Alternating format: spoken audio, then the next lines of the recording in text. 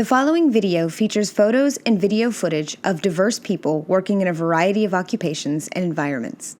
Throughout the video, key words and phrases appear on the screen to emphasize main points.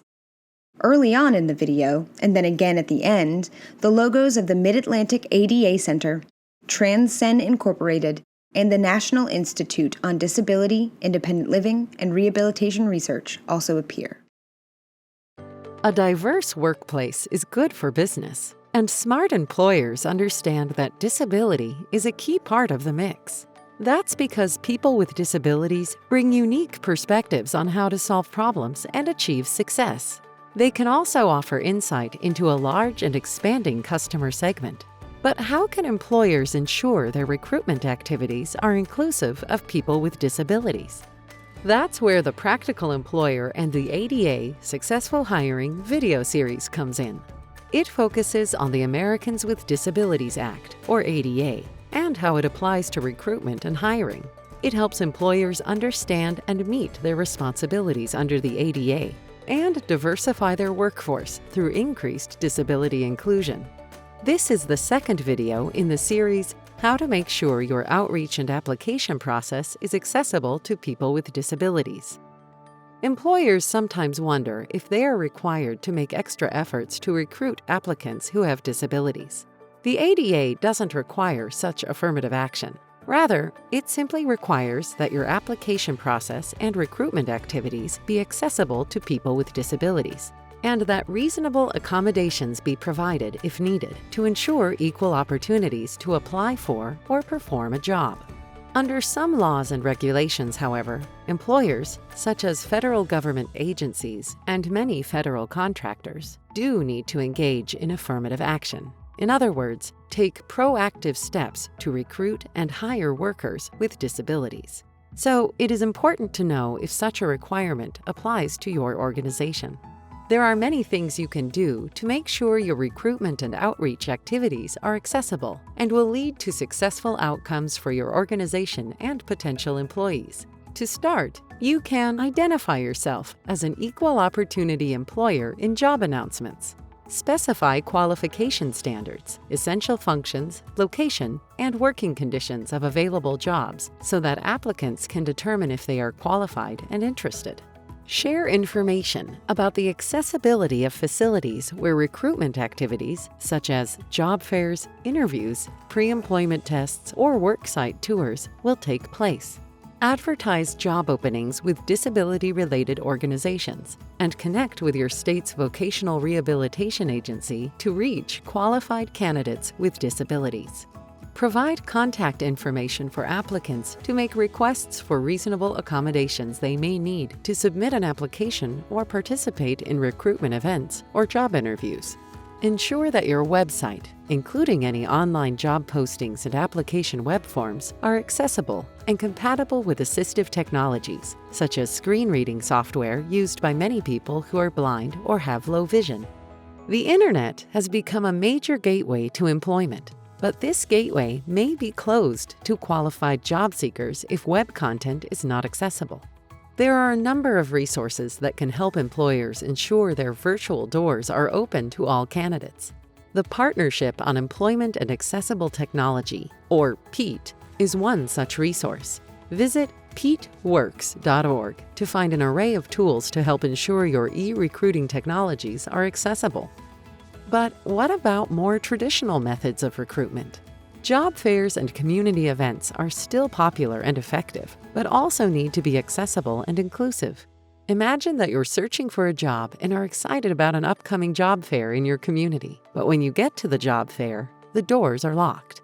Many job seekers are already inside, and others are arriving and being admitted, while you remain stuck outside.